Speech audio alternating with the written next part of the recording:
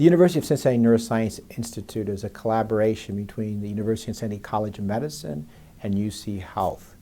And really it's focused on three-part mission, which is clinical care, research, and education. That is really what is at the cornerstone of this Neuroscience Institute. It's bringing the best minds together to enhance the quality of life for neuroscience patients. It takes pharmacists and nurses and physicians and back office people, as well as the people who do translational research, that allows us to bring the latest of innovations right here today to Cincinnati. Before I was diagnosed, I played football, ended up going to college and was a 4-year starter, All-American, do urban athlons, half marathons. We were active people. We were having a normal breakfast.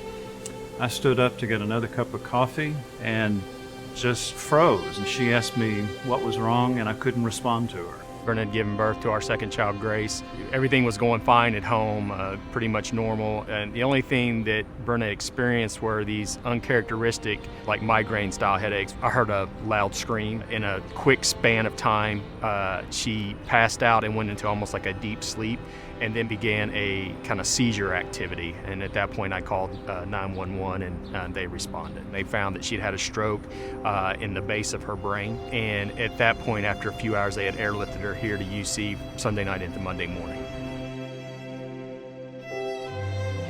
5 days after the first stroke, they diagnosed her with a secondary stroke, which was the brainstem stroke, which was really the most difficult stroke. So at the age of 28, I was diagnosed with multiple sclerosis. I'm healthy. That doesn't make sense. Am I going to be up and walking for the rest of my life? Am I going to be able to take care of my family and keep working? And yeah, for the first couple of months, it was pretty rough on our family. You know, well, what kind of time we got? Well, I see, got a grandchild due to be born next month and one due to be born in March. Will I see him? Response was, well, you should see the first one. And so that was a whole lot of words without very many. Once we got to UC, the mood of the physicians with which we were working was just dramatically different. Here was a well-trained physician who said, yeah, this is a very serious disease, but you've got a shot at some life. Well, the University of Cincinnati for almost 2 centuries has been at the penetrating cutting edge of clinical research and biomedical research, really saving millions of lives every year. That's a lot of time to participate in creating healthcare for the future. The work that's happening here today, the work that has already taken place, that's in textbooks right now, the work that's going to occur in the next generation is going to have a global impact. My best friend had visited and had a good friend out of a university that was a pretty world-renowned doctor. My friend put me in touch with him really to kind of give me some reassurance and understanding, to ask questions. And when I spoke to the doctor, he didn't know where my wife was at the time. And so towards the end of that conversation, he said, where is your wife right now? What hospital is she in? And I said, well, she's at University of Cincinnati in the neuroscience ICU. And he goes, well, if this gives you some peace and some hope, he goes, that's who we call when we don't have the answers. Me and my wife discussed it, and if Cincinnati doesn't have the best doctor, well, let's pick up and move, because we're going to fight this thing as hard as we can. But we were able to find it here at University of Cincinnati Health. Everything just sort of changed. When you walk in the door, there was you were met by smiling faces. Everybody was trying to be very helpful. And it just seemed from the start that they were focusing on life, not death. We're also taking advantage of the expertise that resides in the various centers within the Neurologic Institute to really learn from each other, that really will continue to advance in how we take care of patients in the most thoughtful way.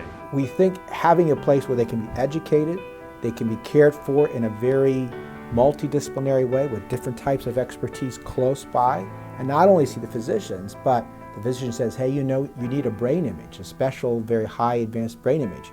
Well, it's right downstairs. It's not across the street or 4 blocks away or a mile away. So they can get what they need in one place. It makes it simple, it makes it easier, and as I said, it gives them a sense of belonging, a home.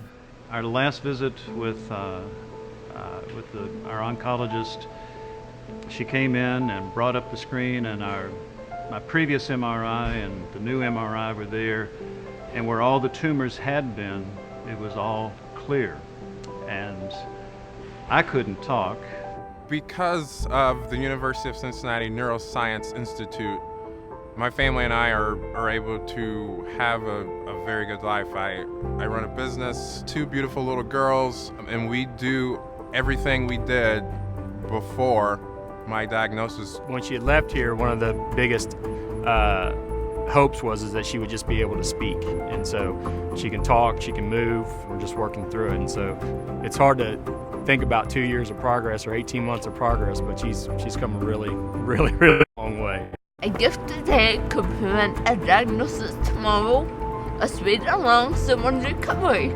I invite you to make a difference, to invest in the future of the UC Neuroscience Institute, and to improve and hopefully save many lives. Easiest thing to say is thank you.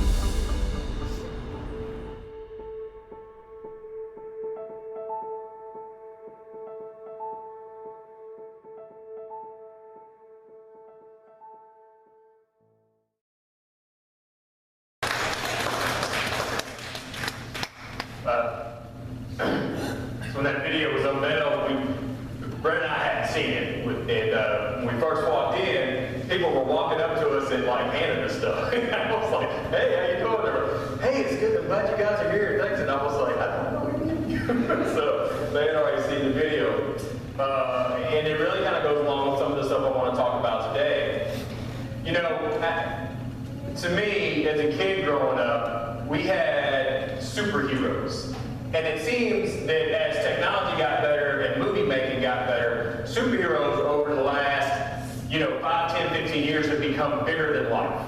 Do you guys agree with that? Like, they, on the big screen, they're just these enormous, action-packed superheroes.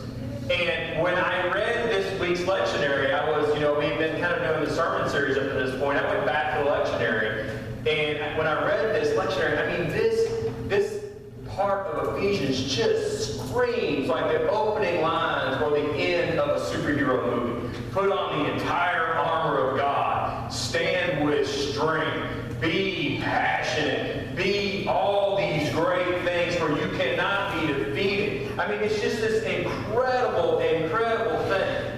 And as I read it and I just thought about in my own life, right? I thought about what superheroes were to me.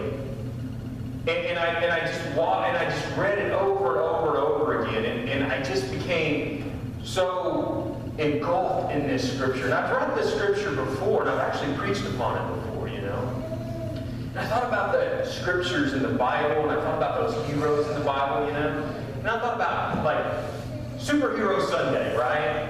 Dress like your favorite superhero. Now, I'll tell you, I'm a little uncomfortable. I don't think I've ever preached in shorts. Maybe I have. I don't know. I know I've never just preached in a t-shirt. So I was a little uncomfortable. But I thought, I really want to do this. And so as a kid, I thought back, I was like, who was my superhero? Right? Now, I wasn't big into comic books. I was making them into paper airplanes when other kids were like keeping them in plastic and watching them. But Iron Man was kind of my superhero. And as I got older, I think Iron Man is still my superhero because he's kind of a little bit like Batman, but he doesn't, let's be honest. I can tell you because the kids are down. Iron Man's got a tainted past, man. He is not, he's got some bad stuff going on in his history. I think as a Christian sometimes that's kind of who I am. I think about that stuff in my past, right? And I think about hiding behind all that iron, right? I can just get in this suit, and being in that suit protects me from not only the world, but sometimes from myself. I'm going to come back to that in a minute. But I think about, like, Superman, right? When I was a kid, truth, justice, and what? The American way. Yeah. And Superman was like, perfect. I asked Paula this morning, I said, Paula, where's your costume, And you need to support me, I'm in shorts. Camouflage, is that? And she says, I'm here as Lois Lane. If I'd have known that, I would have brought my dentist because he looks like Superman. So, we do these things and we kind of find, in superheroes sometimes we find this super strength, right? We watch a movie, we can escape for 2 hours and say, man, what a way to end. It's always good versus evil, and good prevails, and they move on. And even if evil won just a little bit, there's going to be a sequel, right? There's always going to be number 2 where they're going to go and do it. And then Hollywood steps in and says, we need to make another $1 million, so there's going to be at least 3. But I thought in my own life how superheroes reacted. So to me, like some of those people you saw in the video, like I can't like stop it every time and show, oh, that was Brenda's doctor. That gentleman there was Brenda's doctor, and that was Brenda's other doctor, and that doctor treated Brenda in ICU. They're all in that video. And to me, those guys are like superheroes, and those ladies are like superheroes because they just have this knowledge, this gift that God gave them to figure things out. They're just extremely smart, but the thing that was so great about them is that when we meet them one-on-one, they're so extremely humble. They were honored to be with us, and I'm like, we should be thanking you, right? We need to be thanking you. I mean, you're the one who gave us this ability to be here tonight anyway. And it's like, no, man, that video, we're looking so hopeful to what we're going to do, and as the night wore on, Brenda and I didn't really, we raised like $3,000 for the Haiti trip, and we raised another $1,000. I mean, that was a great big deal. I thought, this is awesome. I felt like a superhero when we could raise that money for the Haiti trip, and we keep working towards it. And they're raising $60 million. Yeah. And we heard that number. I said, oh my, $60 million. But I thought, well, if you gave 10% of that to the church, we could build our addition. Just kidding. Kind of. But then I found out that people had already given like almost $30 million of what they wanted. And they've already bought the building, and this place is going to be accessible for somebody else, and somebody's going to be able to go and see these superheroes and get fixed. And that's easy to think in the present, but then I think about in my own life, like superheroes, right? We would call this sports star a hero, but I wore my camouflage shorts today because I really love the military. I do. I love those folks, and one of the superheroes is one of my own dearest friends who served for over 20 years now in the military. In a brief conversation, I asked him, I said, man, you've been to Iraq twice, the first and the second time. You've been to Afghanistan like 5 times. You go and you go back to Iraq on these kind of like secretive missions to do this work and all this other stuff. And I said, man, why do you do that? I mean, you get 20 years in. And he says in the simplest words, I do it so my kids won't have to. That's a superhero. I mean, that just screams, I put on that whole armor of God, nothing will defeat me. I'm just going to go and do so my kids won't have to. But then I think about running, man. And I've seen some really athletic, intense, strong runners. I see them for about 2.5 seconds at the beginning of the pack, and then I don't see them again. They just take off, right? And they're like a blur. They're like the Flash. And I'm in the back in that category that says, if you'll finish the marathon in 5.5 hours, and I realize I lied because I probably wouldn't do it in 5.5 hours, but I didn't want to mark the 6-hour mark. So I just got the 5.5-hour mark anyway with the hopes that I might make it.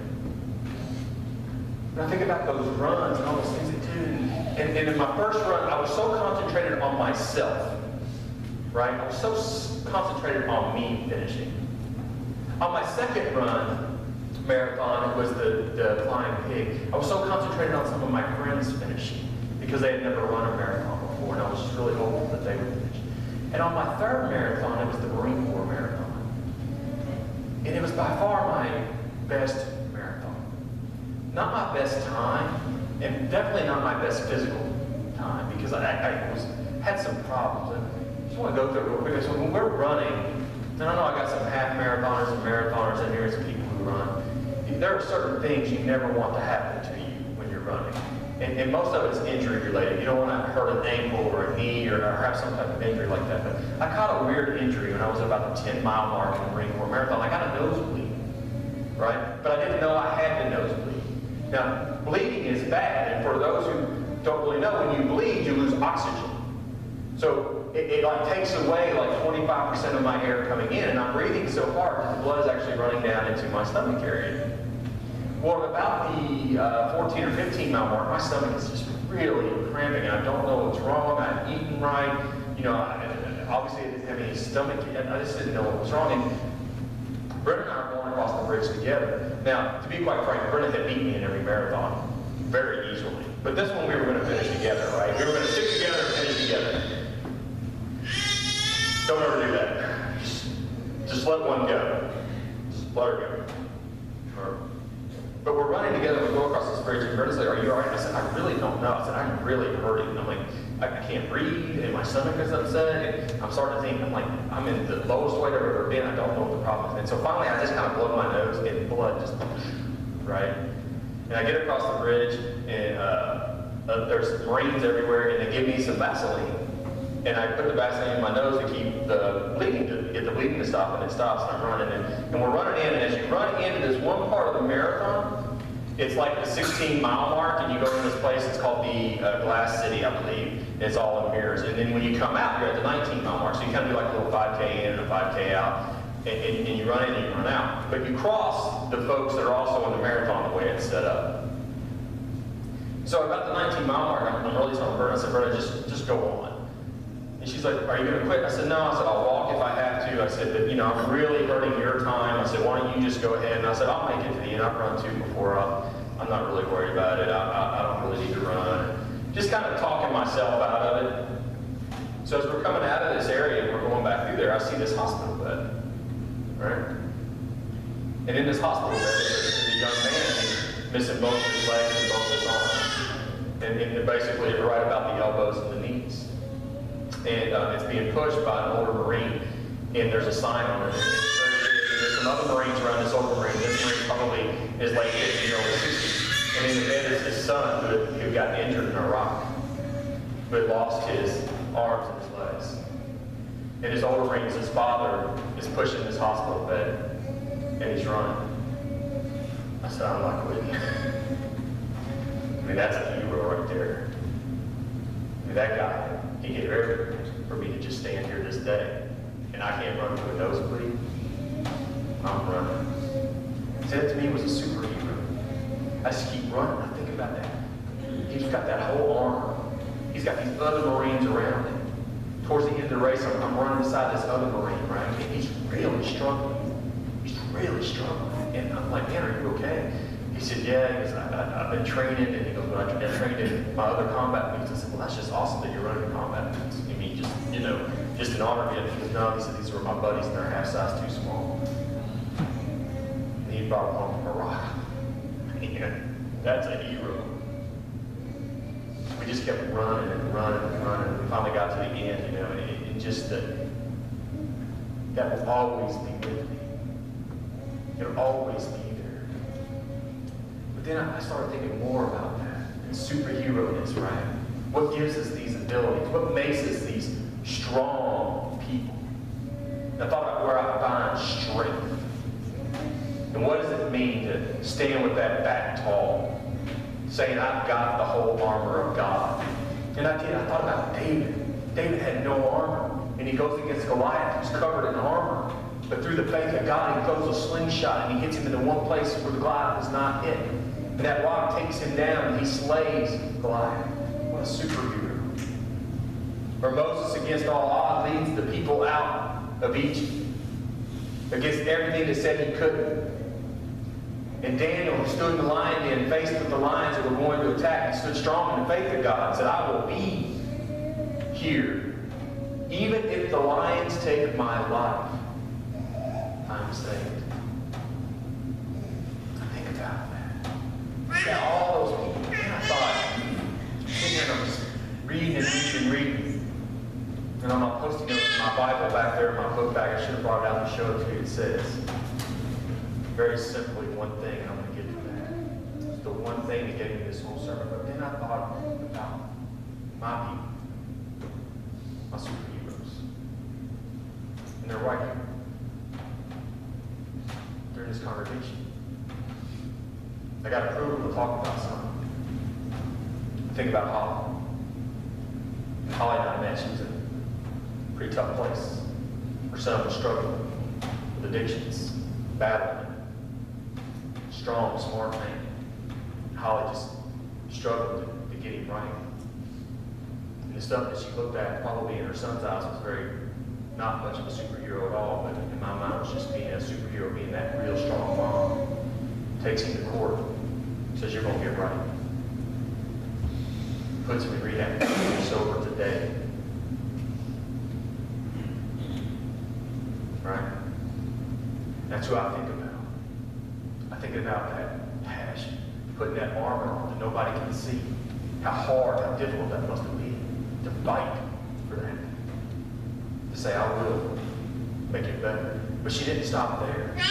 She went on. She said, I'm going to help others. She got involved in the Grateful Life Foundation. She started raising money. She started doing things. She started doing 5Ks and doing other stuff. And all that time, she still kept working for Bromley Christian Church. And I remember that one day when Holly and I were sitting in the library together, and I just said, just come one time. See what he can do. And she just kind of looked at me and said, just one time. I don't know how long she waited to come. I don't think we ever figured it out, but she showed. And she's been here ever since. It's that superhero-ness, right? It's me being able to look at those who came and prayed beside me and with me, putting that whole armor of God on me, right? To fight the good fight, to believe that Christ can save. We don't say this very often. Bernard had a brain stem stroke. It's a 99% mortality rate. 99%. Means you got a 1% chance. I think about those heroes who searched, did it differently. I think about the power of each and every one of you, my superheroes. So on that posting note, it just says the superhero I see is each of you. Because I know you've got something that I want everybody to have. I want them to have that armor. I want them to know that they can be powerful and strong and stand up.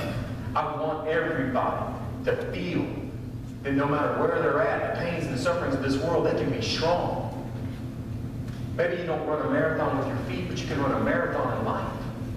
You can fight and defend and give structure and give peace. And I thought about all these things in the simplest ways and all these cool things, and I just thought, man, what would it be so cool if I could just have this superhero shirt that said it all? Right? What it meant. You know, not just an Iron Man shirt, I just had this one superhero shirt, so hold on a second. So I just thought about it. See if I can do this with this here. So I created it. I'm glad Sean's not here because the art's not very good. There it is. It's just a cross. It says John 3:16 on it. I just made it last night. I thought of all the superheroes that I could be honoring. I just got to honor that one that said it's on me, man. I'll be your superhero. Just, you got burdens, put it on my shoulders, I'm going to take it to a cross. If it's too heavy for you, lay it down. Just put that whole armor on you. Stand with me. I'll tell you, nobody can defeat you if you've got it, because I give you something that no other superhero in the world can give you. Because most superheroes have some type of problem in their past, or they come from outer space, or they got some type of weird thing going on. But I give you something that everybody needs. And if you have this on your back, nothing can defeat you. Just being forgiven for anything and everything you've ever done at that cross. I love you, I will care for you, and I will be with you. And the children of God said, Amen. Let us